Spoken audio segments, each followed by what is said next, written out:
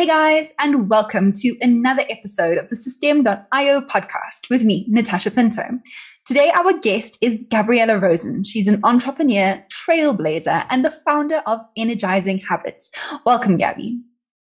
Thank you so much for having me. I'm very excited. Oh, we're very excited to have you here. But before I start getting into the details and picking your brain about all of your really incredible skills, I'd like you to take me through your history. So, where did you think you were going to be with your career straight out of college? Where did you think you were going? And what put you on the road to where you are today? Yeah. So in college, I thought I was going to be a lobbyist. I thought I was going to be in politics. And I was a poli-sci major, really liked it, but I joined all of these clubs. Luckily, I'm the youngest of four. So my siblings said, go to college and join clubs. Of course, I was already going to college, but joining clubs was a big tip that they gave me. So in these clubs, I just saw that everybody who was debating each other was a lot more passionate about politics than I was. So I knew it probably wasn't the path for me. And so I added on a second major as well. But when I was a sophomore in school, Spotify was pretty new at that time in the US. And a friend of mine was like, oh, have you heard of Spotify? Like, I have some friends there. You should talk to them. And I said, kind of like I've heard about it a few times, but don't really know what it's about. But sure, I'll talk to your friends. So ended up being like, wow, seems like a cool company. And the person who I did my info meeting with ended up being my interviewer, which was very lucky. And I started my internship at Spotify in school. So that first day I was in the Spotify office, I was like, I never want to leave. This place is amazing. I can't believe that this is real life. And so I promised myself I'd be the first in the office and the last to leave. So I'd take a 4:30 train from Westchester, be in the office by 7, and be the last to leave. So I said I wanted to just work my way up the ladder. I'm like, I want to be a seller, whatever that is. That's what I want to do. And just do that. It seems like a great role. So I did that. I went from intern to the youngest seller globally at Spotify. And along that way, this is really how it shifted into my own company. I had these very ambitious goals, but I also have a chemical imbalance. And so it causes my energy to be naturally depleted. So I started forming Energizing Habits as a way to reach my goals, but feel energized at the end of my days. Instead of leaving feeling drained, depleted, like everything was taken out of me. And so it not only caught on for me, but it caught on for others as well. And I started giving these workshops, and that is eventually what led me to my company, Energizing Habits. So it's shifted a lot over time. Yeah, and it's amazing how you've taken something that would have been seen as maybe like a weakness or something that you had to battle with and actually turned it into your greatest strength and the thing that you do for a living. And it's easy to be passionate about something that directly affects you. So I think that's really inspiring. Exactly. Practicing, not preaching, I always say. You got to practice in order to give it to others. Absolutely. Now, one of the questions that I do like to ask our guests is to kind of get a ballpark figure of how they were doing in their kind of first career, how your internship was going versus what it's like in online business. Because I think a lot of people get a little bit disheartened. They start in online business and they think, wow, my first month, I put everything in this and I made $10. I don't know if this is worth continuing with. So can you give us a bit of a comparison there? Yeah, of course. So when I was an intern, I was doing pretty well as an intern, but Spotify definitely took care of me. When I started working full time, of course, I was the least experienced, so I wasn't making a ton of money, and I definitely had to make sure that my dollars were stretching far. But as I climbed the ladder and I got these promotions, really in the last year and a half, 2 years of my career, my salary almost quadrupled. So the great thing about that is I was used to living on a certain amount of income. So then when I was making so much more, I was really smart with it. I was able to put a lot aside. I was able to invest a lot, which really gave me the ability and the stability to create my own company. And over that period, I'm not going to lie, there's a lot of frustrating points of being like, wow, people are getting paid so much more than me, but I've been here for so much longer. They're making like double what I'm making, but I'm doing triple the work. So there was a portion, I would say a good 6 months, where I was really adamant about pulling the numbers, proving why I deserved to get paid more. And then once it started flowing, it just started flowing. So that was great. And then going from that, so doing really well, not touching over half of my income to going full entrepreneur mode, it definitely was a bit of a challenge. So going back, I had to go back to not making so much. But yeah, the first quarter of this year, I was able to 4x my income just in that single quarter. Wow, that's incredible. And I think maybe because you have had that experience of having to stretch your dollar, having to like pull things to make ends meet and work a little bit harder, you've already got the experience of like, you know what it's like to live like that. And so that maybe that shift into entrepreneurship was a bit easier for you. Yeah. And I mean, just to give more context too into how I make money and the two parts of my business. So part of it is I do sell into companies. So I energize companies' employees. I've identified these 6 weakest points of the day where we implement energizing habits to really help them power through and stay productive and feel good. And so that part of my business really didn't pick up until this year. Then it started picking up in Q1, which is really my cash flow. Prior, when I had left Spotify, I had my personal growth club, which I still run and have today, where I really wanted to be surrounded by growth minded people on my growth journey. So I was on a happy hour with 6 of my girlfriends, and I just left feeling completely sick and tired of having surface level conversations about the latest handbags or the Kardashians. And I wanted to really have conversations with people who I would want to get a drink with. They were cool, but we would also help each other grow. And so that's the other part of my business, this personal growth club. And I had grown it to a point where I was able to leave Spotify. But in terms of cash flow, I would say corporate definitely helps in that aspect. Yeah, definitely. And I want to talk to you a little bit more about that growth club that you founded and that you work with. So I want to talk to you about online communities and what the biggest benefit you've gotten out of building that one has been. Yeah. So there are a ton of benefits.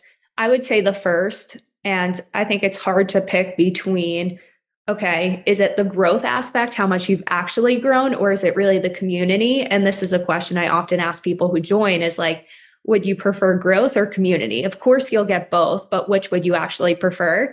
And so when I think about the biggest benefit, I think about the community and the people that I've actually been able to form relationships with, where it's like, these are not only clients of mine, they're not only in the personal growth club, but at the end of the day, they're some of my closest friends. And I can go to them for advice that I know is going to be pretty healthy. And I can also hang out with them. So I would say the biggest benefit of building it is honestly the people I've gotten a chance to build and form relationships with. That's fantastic. And then can you talk to me a little bit more about how you grow an online community like that? Because those benefits are, as you said, there's a whole lot more, but obviously that community aspect's a huge one. And I think it makes such a difference to the people within your community that not only do they get what they need from you, but they also form a really special relationship with you and a bond.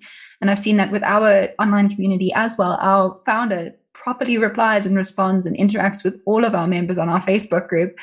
And it blows them away every time. And he interacts with everyone that I work with. And I have one-on-one conversations with him often. And he's quite funny and he sends memes every now and again. So how do you go about growing something like that?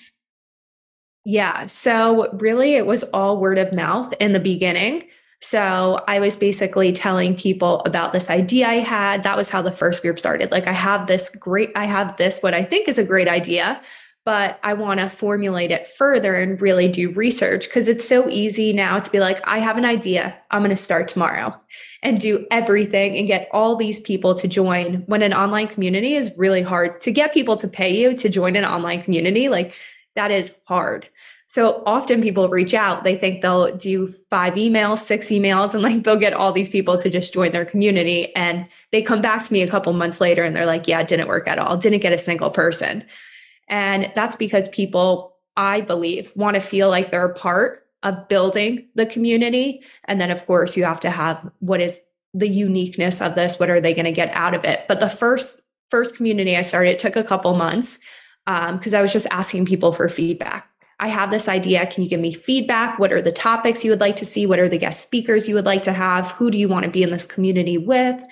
And so when I was asking for advice, a couple of people raised their hand and said, hey, if you start this, I want to be a founding member. So that's how my first one started, really all advice. My second one started because of word of mouth. So really just referrals and then more people finding out. And I still find to this day, it spreads by word of mouth. So I meet somebody and they say, what do you do? And I explain the personal growth club and they say like, that's what I need, or that's how I feel. And they end up joining, or they have a friend and they've seen the results from it. And then they want to join as well. I think that's an incredible way to go about growing something and making those properly human connections, especially when we've gone through something like COVID-19, which put into stark relief the fact that connection is so important and we crave human connection. And then also finding a way and through referrals, which means that you're getting the best kind of referral. It's someone who knows more about it, knows it's successful, and is interested in what you want. It's a great way to go about doing it. One of my other questions I have for you about this is how do you go about avoiding burnout? Because I find that if you're a content creator, especially for something like this, where you've got a community who needs more and more from you over and over again for you to keep up that value proposition you've given them, how do you avoid giving them so much all at once and then burning out and being unable to keep up with it? Yeah. So essentially, if you're a content creator or you have an online community, you're just always putting out more and more and more. So you feel like it's never enough. And then eventually you burn out. Yeah. Yeah. I find that happens a lot when you don't have a clear outcome or idea of what you really want to give to somebody. So it's like we're just trying to give so much content because we think that's what we have to do, like 4 posts a day, 5 posts a day. But it's like, what is the objective? And then if you don't have that clear objective, you end up confusing your community because you're just giving them too much and they're all kind of tying back to different themes.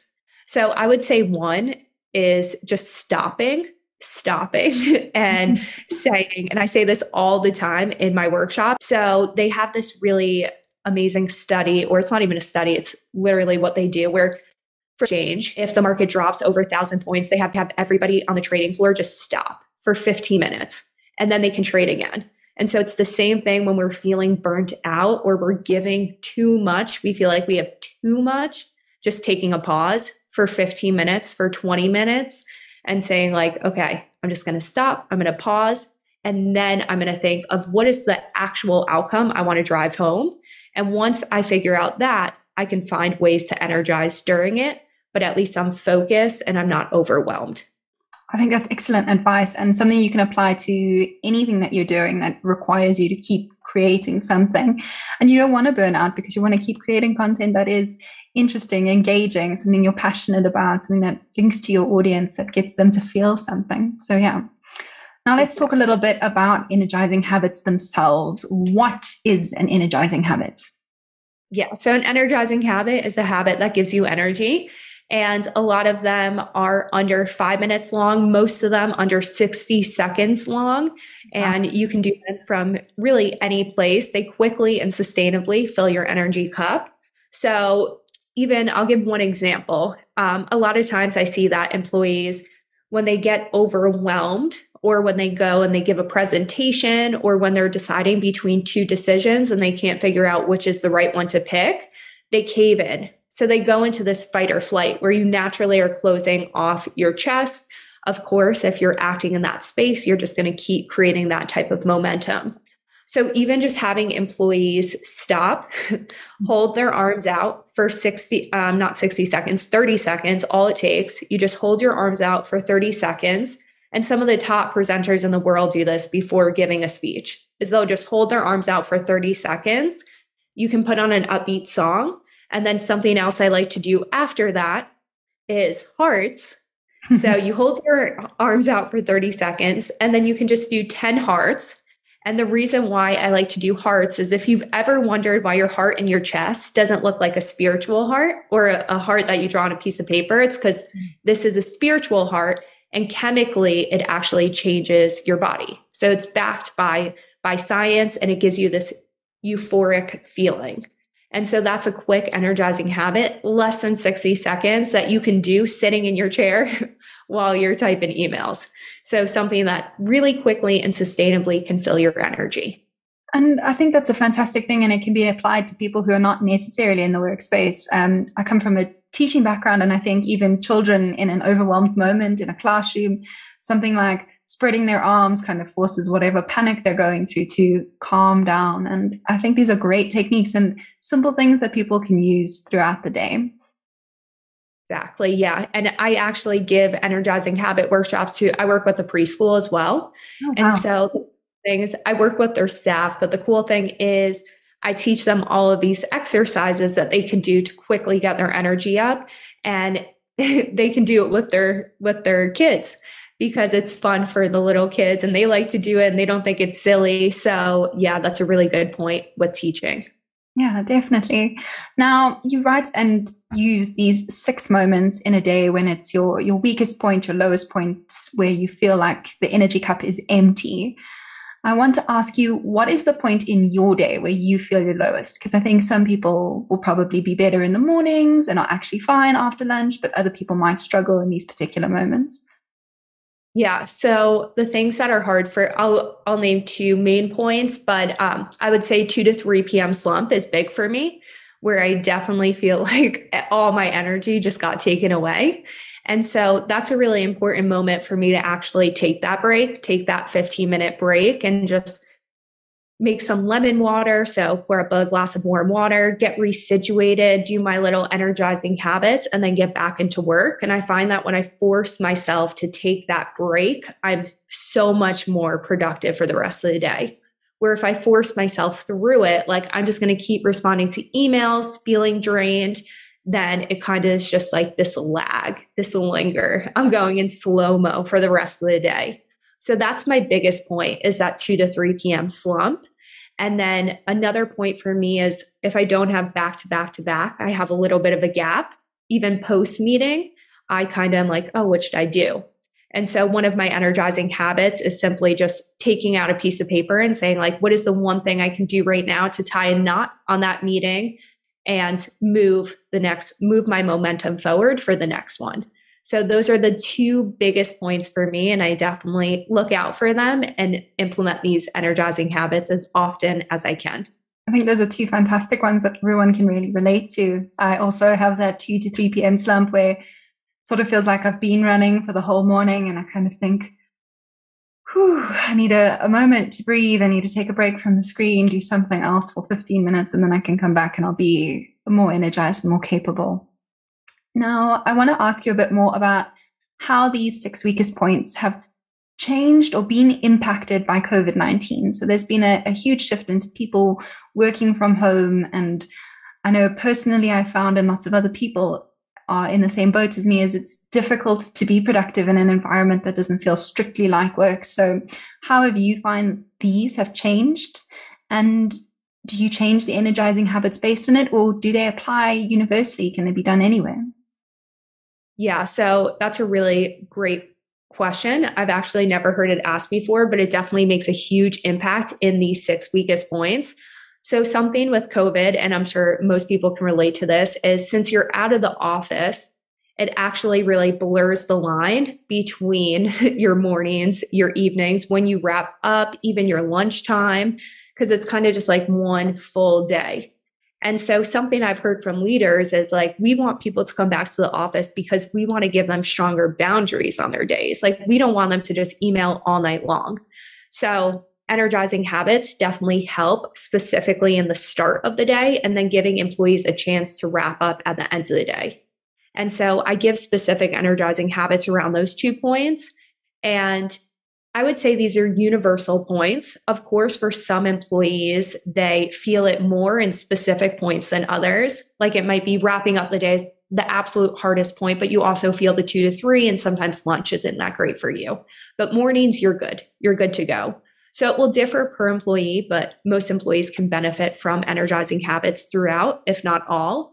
And yeah, they evolve. So I give many examples of energizing habits for each point of the day, but I also give employees the space and time to really personalize them.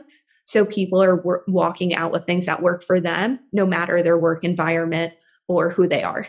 That's a fantastic way to kind of personalize your offering to everybody that's experiencing it. And yeah, we do all have a unique experience of what's going on. And I think the fact that it can be shifted and changed and tweaked to exactly what will work for them is really clever. Um, Now, what you do is you help your members make lifestyle changes through your process, and you go through a process of groundwork, connection, and commitment. So, what happens at each point in this process, and which do you think is the most important? Yeah. Wow. That's a really good question. Again, most important. I'm like, oh, all of them are so important. Yeah. So groundwork is very important just to understand like where are you starting out, because we all have different starting points. And sometimes I'm sure a lot of people can relate to this. It's as you go on your growth journey, you start knowing how to do more and more things and it becomes second nature for you. So when you're explaining it to somebody else, if they don't know anything, they're at a completely different point than you. It's just not going to translate, and you guys aren't going to be able to really make much progress moving forward. And so, groundwork is really just getting a baseline understanding where's this person starting out and where do they actually want to go. The connection component is making sure that they feel comfortable in the group. So they're opening up. They feel like they have a voice. They feel like they can give advice or get advice. So that connection component is huge because, of course, it amplifies the amount that you really want to achieve your goal because you have these cheerleaders on your side and you also have that accountability. And then that last part is really just making sure that you're doing this consistently and you're gaining momentum throughout and you're continuously conquering your goals. Because so often when we have an outcome or a habit and we achieve it, then we just stay in the stagnant place. But really, when you've mastered habits or whatever it may be, goal setting, you should always be reevaluating your habits, reevaluating your goals so you can take them to the next level, take away ones that you no longer need, and then add new ones that you may not know that will actually have a big and strong impact in your life. So that's why the 3 stages are so important. Yeah, and it's definitely that constant evaluation and self-awareness that kind of keeps you going through those stages. It's not you go point A, B, C, and you're done. It's A, B, C, back to A, B, C, and you just keep going through that process to keep improving, which is fantastic. And yeah, and now my last big question for you is, what does the future of this look like for you? Do you have a long-term goal? Is there like a big number that you're after? You want to run a workshop of 100 people or reach 1,000 people and change their lives? What's next? Yeah. So I get asked this question a lot, and people always say, like, oh, what's the 5-year goal for your company? And I have been definitely in the camp of like setting massive goals. And then you're putting all your energy, all your effort into accomplishing your goals. Where now I really like to parse them down. So it's like, what is the part of my business that I really want to take to the next level and focus on and make sure it's gaining a lot of momentum? So it's just repeatable and I can kind of take a step back and it's running for me. So I like to actually focus on short-term goals. And I'm in, knock on wood, a good place with the corporate partners I'm working with. And I feel like I got that to a really good spot and it will continue to grow. And so now I'm more focused on automating my personal growth club and making sure it's just easier for people to join, follow along, and connect. So that's the part that I'm focused on right now. Okay, fantastic. And how are you going about using automation to do that? Because what you've got on offer is something that's quite a like personalized and intimate kind of conversation and continuous process. So how will you automate it to make it simpler both for you and for your customers? Yeah. So when I say automated too, a lot of it is the behind the scenes work. So something that goes along with personal growth club, of course, is social media. So just making sure that one, the messaging is right. And once I get that messaging down, then I can hire experts to handle each individual social platform. And so really looping people in, talking to them, and then eventually once they've got it down pat, they can just run with it. And so that's one form of automation. Another form of automation with my personal growth club is I used to lead every single session. And now I actually bring in thought leaders in different areas. So wellness, spirituality, finance, and business. And we've had great guests come in. So we have these campfire conversations. And so another way of automating is always having those people lined up. You know who's coming in for the next 6 months and you're good to go. And then lastly, the social energizing sessions, making sure that they follow a specific format. So you're not reinventing the wheel while also giving people clarity so they know what to expect. And most importantly, they're getting a result at the end of every session. So those are a few different ways that I think of automating and just making things repeatable, efficient, and able to gain that momentum that it needs to survive and thrive. Yeah, and it's important to keep that like personal touch that you've got. And I think it's impressive how you're combining automation to get the behind the scenes work done and get the other things running so that you can focus on what's most important. I have one more big question for you though, because I think it is something that is undervalued, and it's financial education. Having been a teacher and then also grown up just in general, I think it's incredibly lacking. And it's really, really interesting that you include that as well into your program as part of a lifestyle. I think people don't consider finance anything to do with their lifestyle other than something to bankroll it. So what got you so stuck on including it? Yeah. So when I got promoted at Spotify, and then all of a sudden my income greatly increased, I had no awareness. Like I knew nothing about finance.